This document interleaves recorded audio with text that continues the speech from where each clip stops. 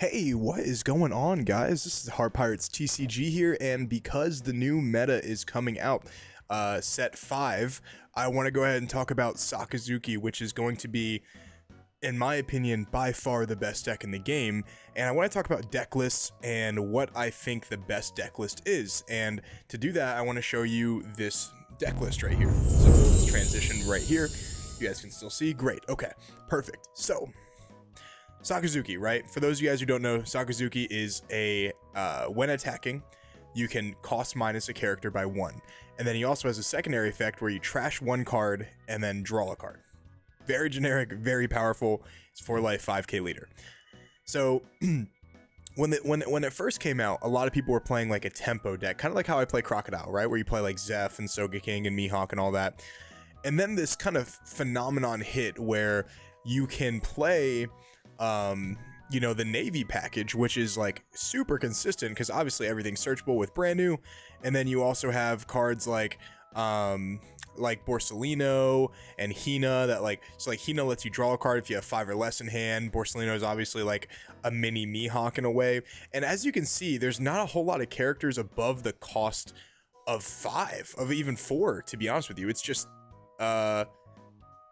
3. It's Kaido in this list, and not a lot of people even play Kaido. Kaido, Sabo, and Borsalino, right? And then basically you use your entire engine with the Great Eruptions and the Ice Ages to basically pop, and obviously the Hinas, the Kuzans, and all that, to pop stuff with Lucci and to bottom deck stuff with the Borsalino and then Blaze Hound, or Hound Blaze, whatever you call. I'm not sure what the exact translation is, right? So that's great, right? Because it means that you have a lot of, so this is good because it means you have a lot of Dawn to do other things, right? Because as the tempo, with the tempo engine, basically what you're doing is you're playing on curve every single time. You're at 5 Dawn, you're playing you're playing Zeph. You're at 7 Dawn, you're playing Sogeking. You're at 9 Dawn, you play Mihawk, 10 Dawn Kaido, stuff like that, right? But with this, you have so much different, you have so many different options because you can play like Rebecca, and Rebecca can get out Hina and then play Hina. And then, with that 4 cost, you're playing 7 Dawn worth of cards, and then you can Ice Age something, right? Hina can -4 to something, Ice Age can -4 to something, and then you play 4, if you have 4 Dawn for Lucci, and then you still have, 1 Dawn left, right? Because that's 4, 8, 9. Yeah, you have 1 Dawn left, so you can do, I don't know, like play Tsuru if you want to, or something like that, or this Mancherry, but you don't get her effect. So there's a lot of different ways that you can like kind of base your plays around. In my opinion, I think that's really cool, right? I think that is I think this is a very high skill ceiling deck, and it actually has a very low floor too, because I've played against a lot of people in the simulator that just don't understand how to play this deck, right?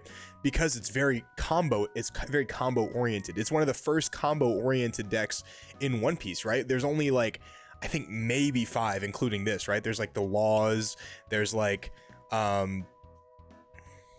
that's pretty much it, guys, right? Correct me if I'm wrong, but I guess like Queen is a combo oriented deck, kind of, because like you have to like manipulate your hand a little bit and then drop characters, or then obviously gain the life, or whatever. So that could be a combo oriented deck, but there's not a lot, and this is one of them, right? So people that have been playing One Piece for a while don't understand how to really combo off in an effective way, which is why I think this deck right here is very cool. I think it's going to be very, very annoying though. I think it's going to be one of the most annoying decks in the entire game, because every deck that you build, you're gonna have to ask yourself, how does this beat Sakazuki? I've been messing around with Red Purple Kid on the simulator. I've been messing around with Blurple Croc, Blurple Kaido, Bello Betty, all this stuff on the simulator, and they keep coming up to, okay, how does this work if all my cards keep getting bottom decked, right? So yeah, that's kind of what you have to ask yourself, right? And now, as opposed to, now I haven't seen this, so this is basically taking over the meta, right? Like this little Navy version.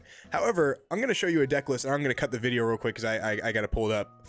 Because I forgot to pull it up, but I'm going to show you a deck list of like a tempo version that I was creating that was actually pretty good into the mirror match. So let me go ahead and cut the video, and then I'll bring it up.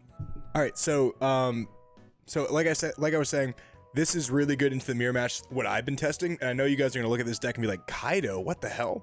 Let me talk to you guys real quick about Kaido. So Kaido right here, with the leader effect, right, is a cost -1, and with Marineford is a cost -1, right? Which means you can manipulate 2 different characters, 1 cost. Kaido bounces a 8 or less or a 5 or less.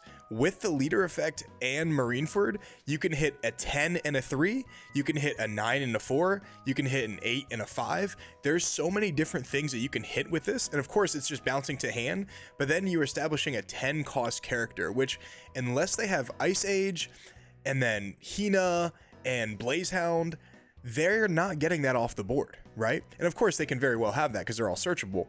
But the thing is, they have to play 3 cards just to get rid of 1 card, right? And that's pretty much their entire turn, right? Because Hina and Blazehound is 5 Dawn, and then Ice Age is 6 Dawn, right? But that's not even counting if they have to like search for it or not, or like, you know, draw for it or whatever it is, right? Like that's 6 Dawn to get rid of a 10 cost character, which is great, right? Because you have, you know, Red Rock for that same thing, but that's implying they have every single one of those cards, right? If they don't have Ice Age, they have to use like Hina, and then they have to use like leader effect, and then Great Eruption, and then Lucci, maybe. I think that's 2, right? There's just a lot of stuff that like they can't get this off the board a lot of the time, which is great, right?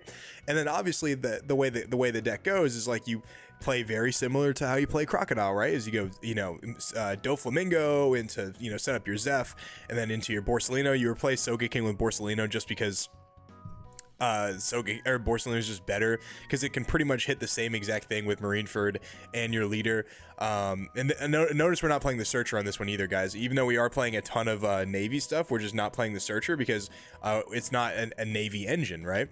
But of course we're playing the Mihawks, and we're still playing the Lucci because we are playing like the Great Eruptions, we are playing the Marineford, and I know Law is still going to be pretty good, both the ST10 and the OPO1 Law, and the Zoro is probably going to be relevant too, so of course you have to play the Lucci, just not, you know, you're not 4 of them exactly, and it's recyclable with Rebecca right here. But yeah, so what I've been seeing is the strengths for this one is it's good into the mirror match, right? Because you're playing on curve all the time, and you're establishing these big bodies that they have to deal with every single turn. And if they don't deal with them, then you establish another big body, and then they kind of start piling up, right? So they have to use multiple cards to get rid of one of your characters multiple times, which is just like Sakazuki can do that, just not consistently, right? However, this loses to tempo decks, right? Because we have Law coming back into the meta with their restrictions being lifted, then this is going to lose to Law more than likely. Unless you see your Luccis. We might have to bump up the Luccis and like take out like the Red Rocks or something like that. The Red Rocks are just in here because like Luffy hyper ramps a lot, and if they go like 9 cost Kaido before you're ready for it, before you have the cards to deal with it, then you're just gonna lose. So if you have Red Rock, at least gives you a chance. Even though this does beat Luffy normally. If they ramp too early, like if they see too many ramp cards and you just don't have the Dawn to deal with like Magellan into 7 cost Kid into Kaido, then you're just going to lose, right? So this is kind of what the Red Rocks are there for. But we might have to take out, depending on what the meta is, we might have to take out a couple of these cards and kind of switch around the ratios a little bit just to be able to be better, like more well-rounded into the meta, right? So at the end of the day, both of these decks I think are viable. It just depends on what the meta is, right? Because if the meta is like a tier 0 meta, and you know it's very similar to like Whitebeard, right? Where like Whitebeard is like the deck to kind of warp the decks around it, and you think you're gonna go into if you're playing Sakazuki, if you go to a big event, you're probably going to play at least like 3 or 4 mirror matches, right? So if you're going to be playing at least 3 or 4 mirror matches, this might be your best bet. And I'm not saying this exact deck list, right? But a deck list similar to this, you know, because obviously there could be changes, you know, the meta hasn't started yet, and obviously we play different than Japan does, and they have a different restriction list, so of course it's going to be a little bit different than, you know, decks that are doing well in Japan, right? But you know, this could be a viable option. However, if there's a lot of I don't know, like Law and Zoro around, this might be the best bet, because instead of playing on curve and like bouncing characters, you're able to like go more low to the ground and swarm the board with like brand new, and then you can play obviously your Rebecca, which can play your Hina, right? Or and then you can kind of like you can kind of like play Sabo, so now they're not fire fistable, right? And you know, if you're getting low on cards, you can play Kaido, right? So there's all of those aspects into the game. We're gonna have to see which one is the best one, but I think both of them are viable. Let me know what you guys think in the comments. I know it's probably gonna be, I don't know what my title for this is gonna be. I don't want it to be clickbait, because it's just, obviously this is just kind of like pre-release kind of discussions. But I think if I had to choose one, I'd probably say this Sakazuki is just better overall than the one that's good in the mirror match, just because this is better into just more decks, right? Like this is more well-rounded into Zoro and OPO1 Law and Whitebeard, which people are still going to play because they're on Copium. Well, I mean, obviously Whitebeard's still going to be good. But yeah, this is going to be better into like rogue decks like Magellan and probably Bello Betty too. So it's just, this is just like an overall solid list, but I think you are going to be caught slipping if you're not prepared for something like this, right? If you're not prepared for the tempo engine, you're going to lose a lot of games to it. So just wanted to make that video to kind of talk about that. Let me know what you guys think in the comments below, and I'll see you guys on my next video. Peace.